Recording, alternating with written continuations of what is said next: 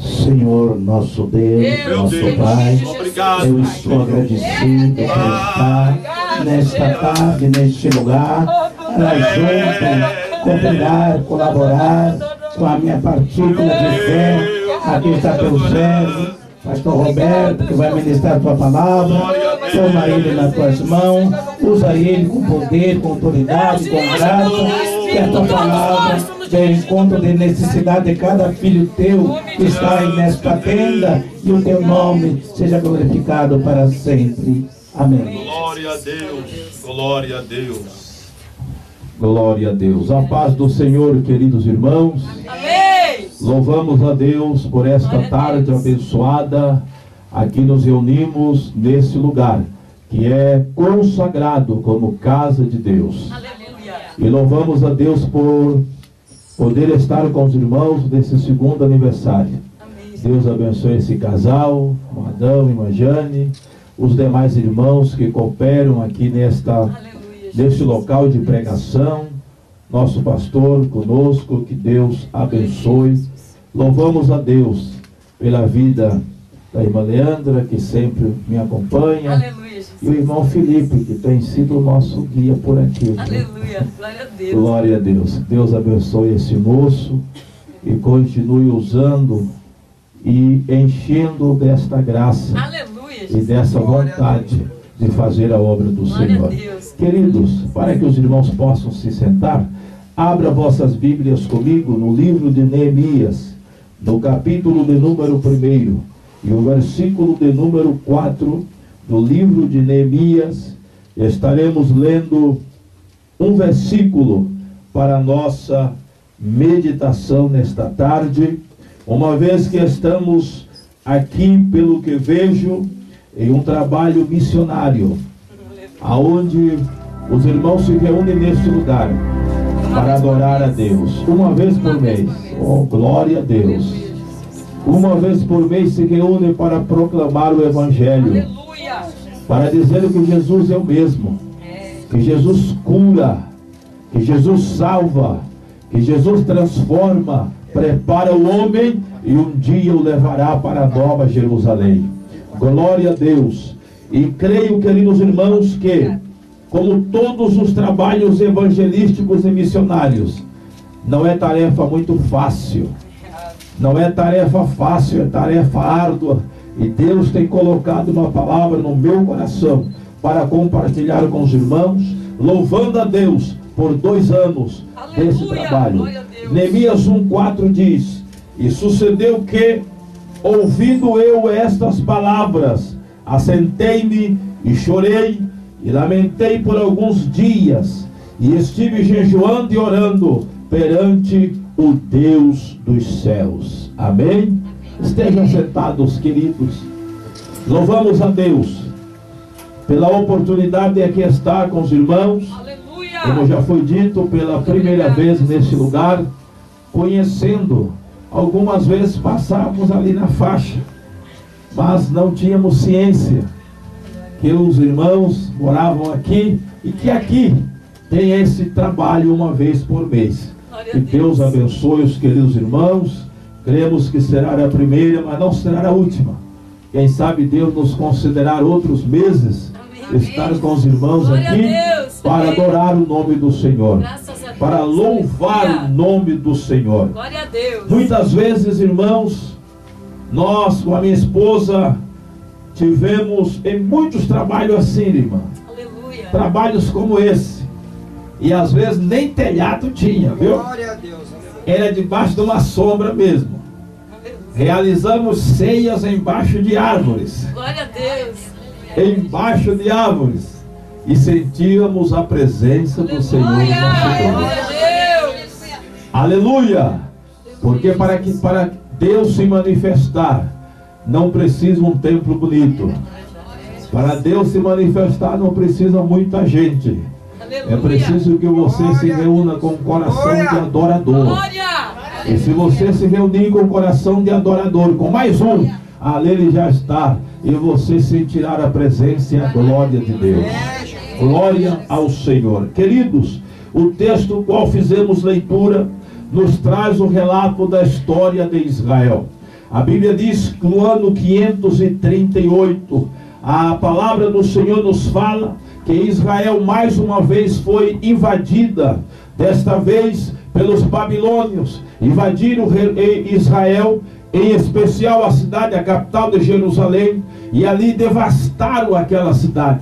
Levaram os moços, levaram os jovens para a Babilônia, deixando a cidade em ruína. E dentre aqueles moços que foram levados para a Babilônia, também foi com ele Neemias, e também foi com ele Esdras e alguns outros que ali Deus lhe proporcionou estar em uma posição um pouco mais elevada que os outros, que ali estavam no cativeiro. Porém, queridos irmãos, diz a Bíblia, e é bem ciente todos aqueles que têm um compromisso com Deus, sabe, que aonde quer que nós estejamos, aonde quer que Deus nos leve, aqueles que verdadeiramente fizeram um pacto com Deus, Ele sabe do seu compromisso com Deus.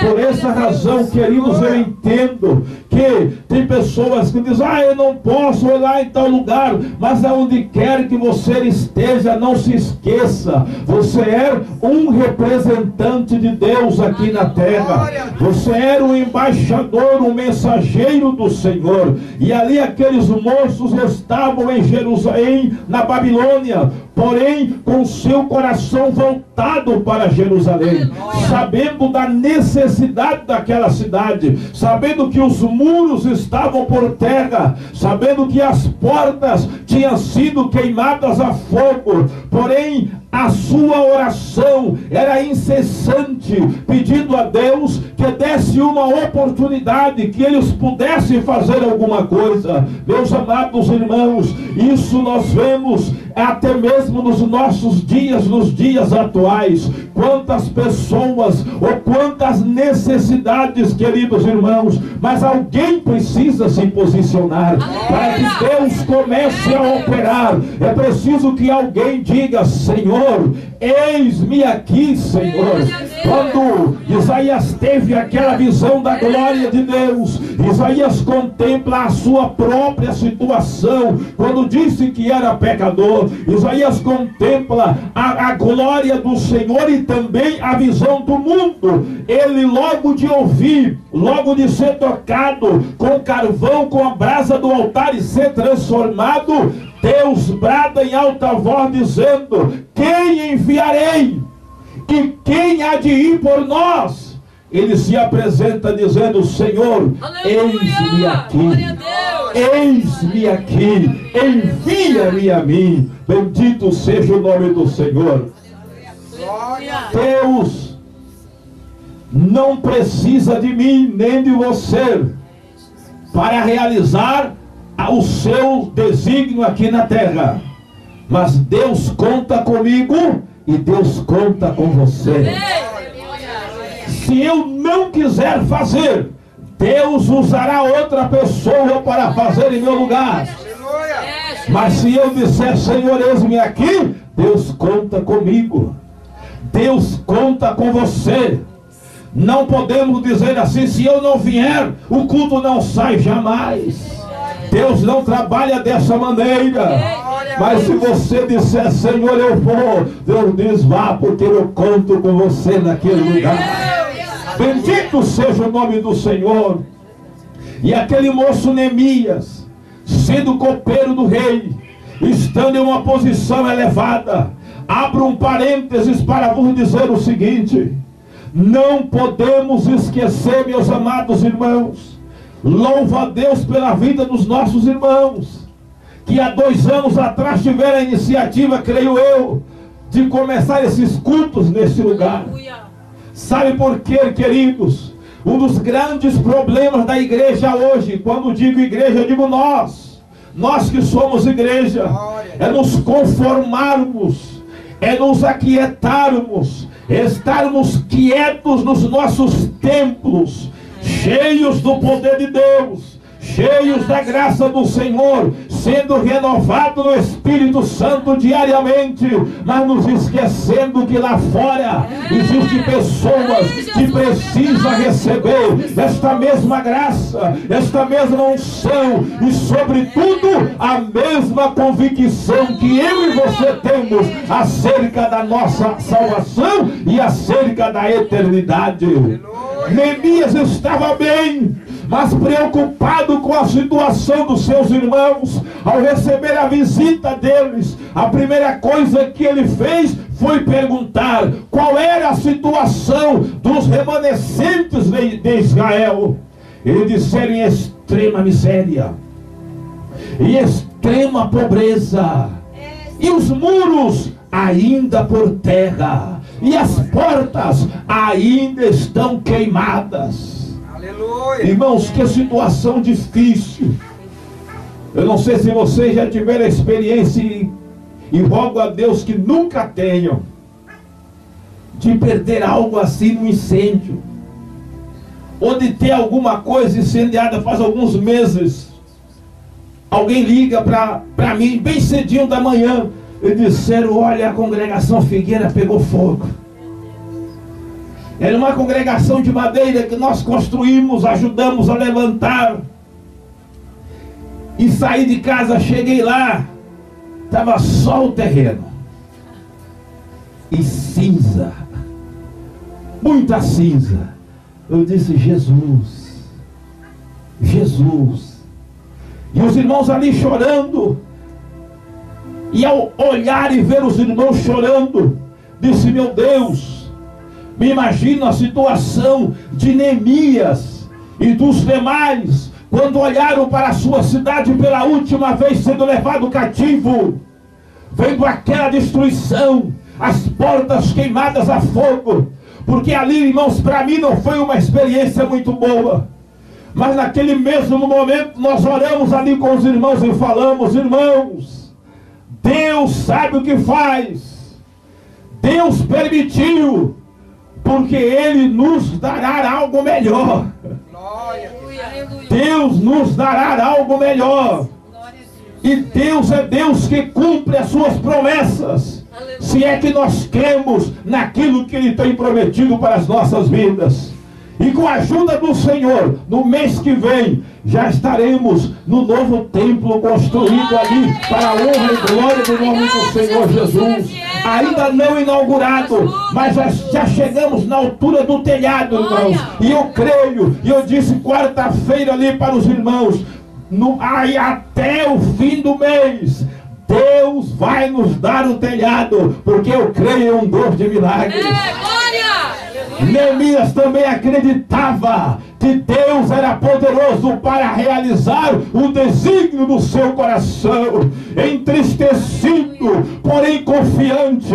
Às vezes nós estamos entristecidos pela situação que nos apremia, porque somos humanos, mas não podemos deixar de confiar no nosso Deus, no nosso Deus Todo-Poderoso, aquele que realizou, realiza e continuará realizando o milagre nas nossas vidas. Bendito seja o nome do Senhor. Deram a notícia da ruína. Neemias serve ao rei. O rei, entendendo a sua tristeza, lhe pergunta, ele revela. O rei lhe autoriza que volte para Jerusalém. Neemias volta, recomeça a construção. Vem uma leva de judeus voltando também para Jerusalém e recomeça a construção. Mas, queridos irmãos, quando nós colocamos no nosso coração propósito de realizar algo para o nosso Deus, não é tarefa fácil. Por isso eu entendo que não é para qualquer um. Me explico. Quando digo qualquer um, não me refiro no sentido de menosprezo, não, mas me refiro no sentido de que é preciso ter chamada. Se você não tem uma chamada de Deus na tua vida para realizar determinadas tarefas, você não vai muito longe. Porque quanto mais você disser: Deus, eu quero te servir, mais dificuldades virá. É verdade. É verdade. Quanto mais o propósito você fizer com Deus, mas barreiras você terá que transpor. E a única coisa que segura um obreiro, uma obreira, ou alguém que se colocou na brecha, queridos, é a convicção da sua chamada. É a convicção da sua chamada. Já falei ali para os irmãos que durante os 14 anos que nós passamos no campo missionário, muitas vezes combates ferrenhos contra o poder das trevas, e o que nos segurava era a nossa chamada. Era a convicção de que Deus tinha nos levado para aquele lugar, e Deus tinha uma obra para realizar em nossas vidas, através das nossas vidas. Nesses 2 anos, creio, irmão Abraão e irmã Jane, que vocês enfrentaram muitas barreiras, muitas dificuldades, muitas, talvez, muitas batalhas internas. Porque hoje as maiores batalhas que nós travamos, companheiros, são batalhas internas, não são batalhas externas. Às vezes você está em paz lá fora, mas é em guerra aqui dentro. Aleluia. Mas o que fez os queridos irmãos estarem aqui durante 2 anos foi a convicção de que Deus abriu essa porta. A porta que Deus abre, ninguém pode fechar, irmãos. E ai daquele que tentar fechar uma porta que Deus abriu. Eu acostumo dizer: quem sou eu? Ainda hoje a minha esposa me contou algo assim, e eu comecei a pensar e disse: acaso eu sou melhor que Jesus? Acaso eu sou melhor que Jesus? Aonde, irmãos? Nem perto. Se falaram de Jesus, se perseguiram a Jesus, se mataram a Jesus, não vão querer fazer o mesmo comigo? Aleluia! Mas só faz se Ele deixar. Só faz. Só tocam em você se Ele permitir. Se Ele não permitir, ninguém tocará em você. Louvado seja o nome do Senhor. Neemias volta para Jerusalém. Começa aquela reconstrução, meus amados irmãos. Logo mais tarde volta Esdras. Esdras era o homem da lei, era o homem da palavra. E Esdras volta para reorganizar o culto ao Senhor.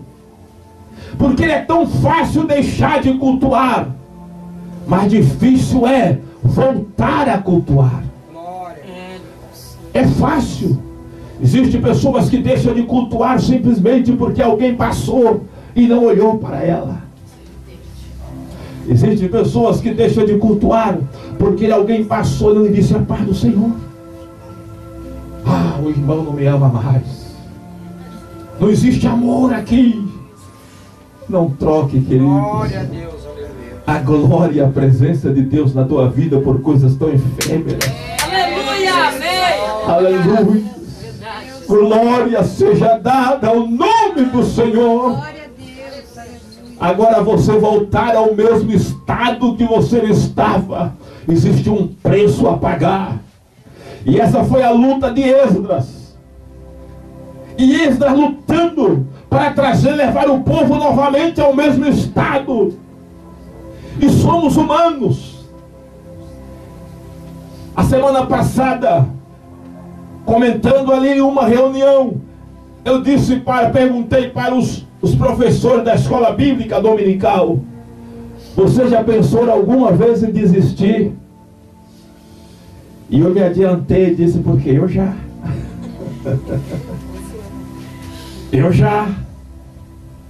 Eu já pensei, sou sincero. Algumas vezes até já cheguei a dizer: não faço mais. Mas o meu pai lhe dizia sempre assim para mim: meu filho, quem nasceu para quebrar coco morre com a pedra na mão. Deus, Jesus. Glória a Deus. Oh, Deus. Quem nasceu para quebrar coco morre com a pedra na mão. Oh, Jeová. E mais tarde eu vim a entender o que ele queria, o que ele transmitia para mim. Disse, não tem jeito. Se você nasceu para ser para ser isso, você vai morrer sendo isso. Deus tem um propósito na tua vida. Quantas vezes eu já disse, irmão, não faço mais. Quando eu vejo, já estou lá fazendo. É assim, irmãos. Quando você tem uma chamada de Deus, não piso mais meus pés lá. Quando eu vejo, eu estou lá de novo.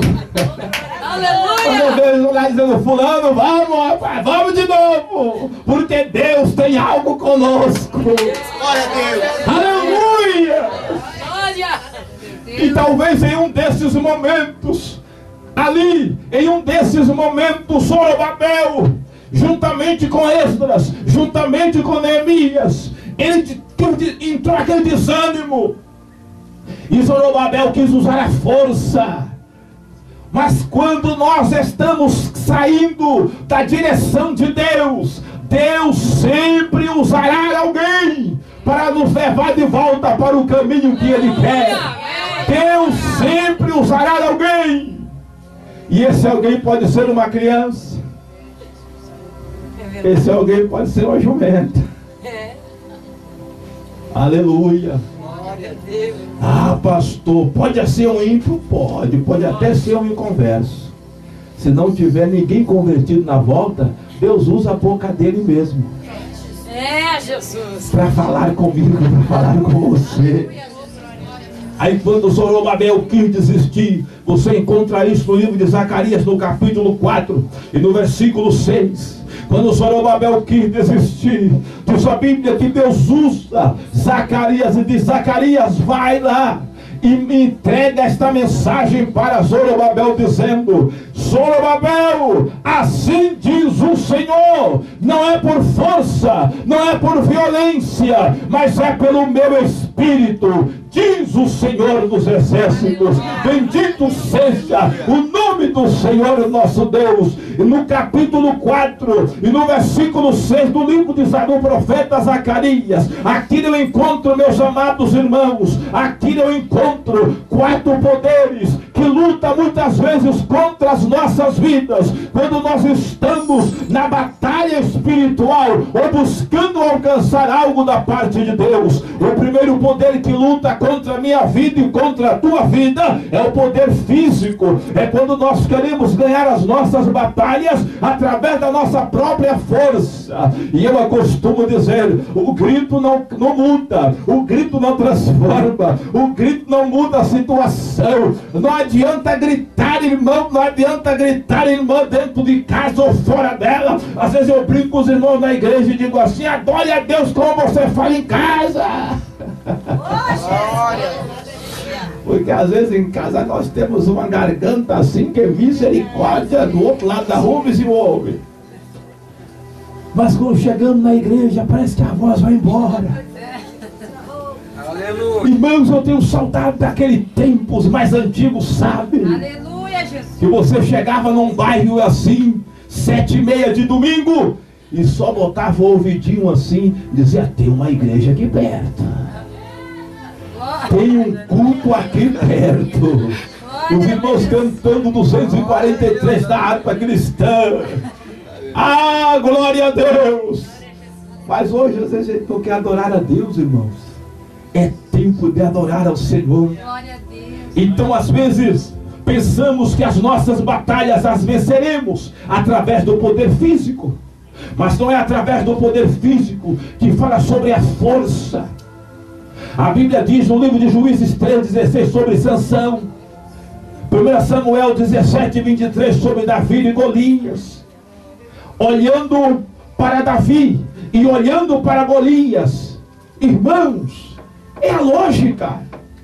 O maior sempre vai bater no menor. Para o menor bater no maior, o menor tem que ser muito bom de braço. Muito bom de braço. Mas geralmente é a lógica. O grande sempre bate no pequeno. Mas com Deus é o inverso. O Senhor diz assim que não é dos ligeiros, viu? Não é dos ligeiros a vitória. nem tampouco dos fortões, não, irmãos, mas é daqueles que depositam a sua confiança no Senhor. Aleluia! E é tremendo, irmãos, é tremendo quem tem Deus na vida.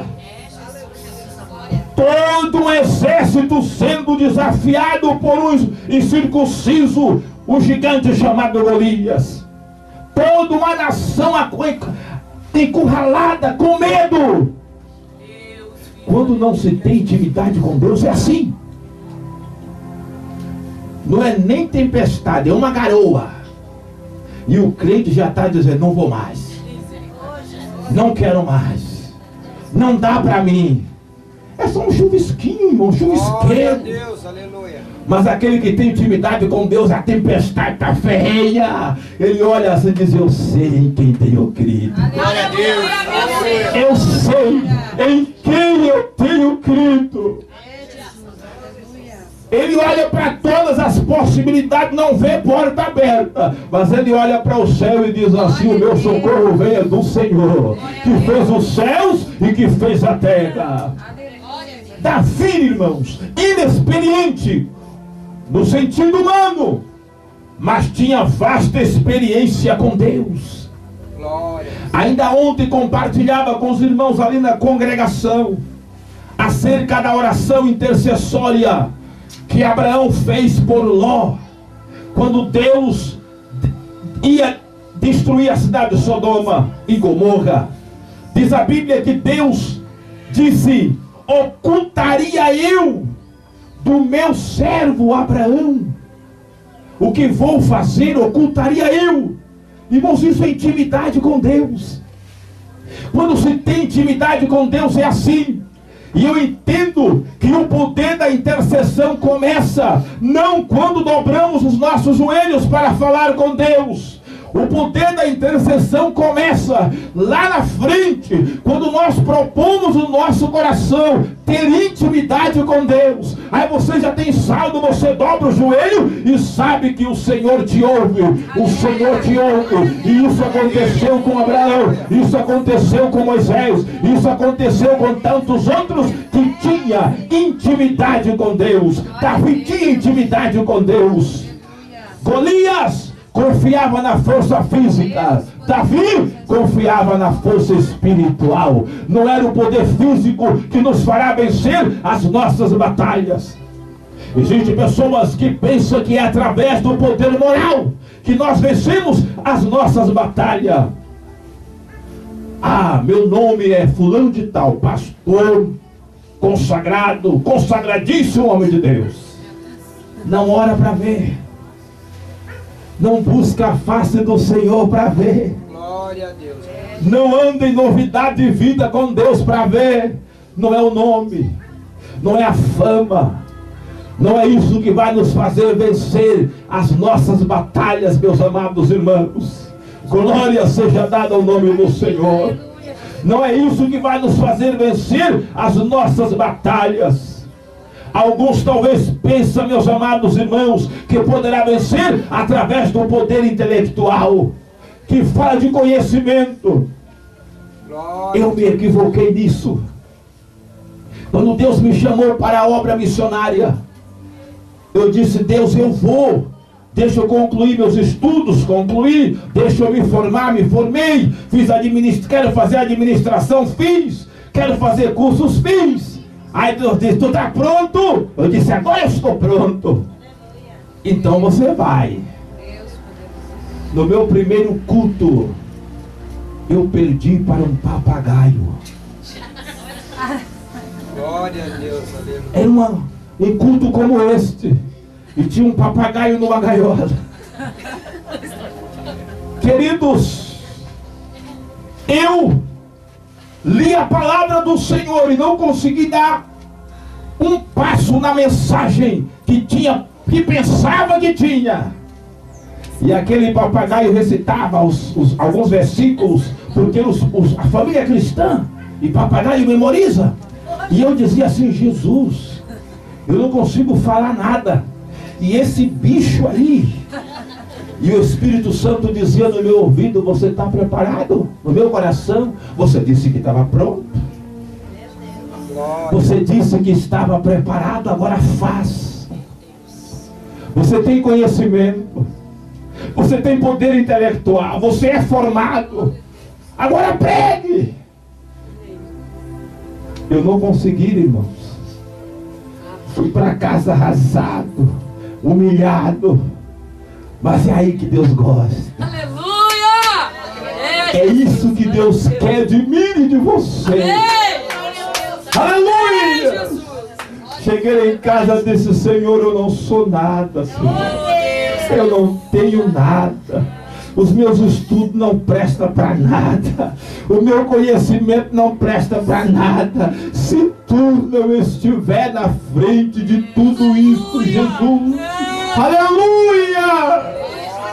Levanto da oração, queridos irmãos, entendendo que nenhum dos meus diplomas teria valor se não fosse a presença de Deus na minha vida. Nenhum conhecimento seria válido se não fosse com a unção de Deus na minha vida. E Deus nos sustentou por 14 anos naquele lugar, operando, curando, salvando vidas, transformando e preparando vidas para levar para a Nova Jerusalém. Bendito seja o nome do Senhor. Não é através do poder intelectual que vamos vencer as nossas batalhas. 1 Coríntios capítulo 12, versículo 4, Paulo disse: meus amados irmãos, quando eu me apresentei a vós, não cheguei com palavras persuasivas de sabedoria humana, mas com a manifestação do poder de Deus. Poder que transforma, poder que muda, poder que faz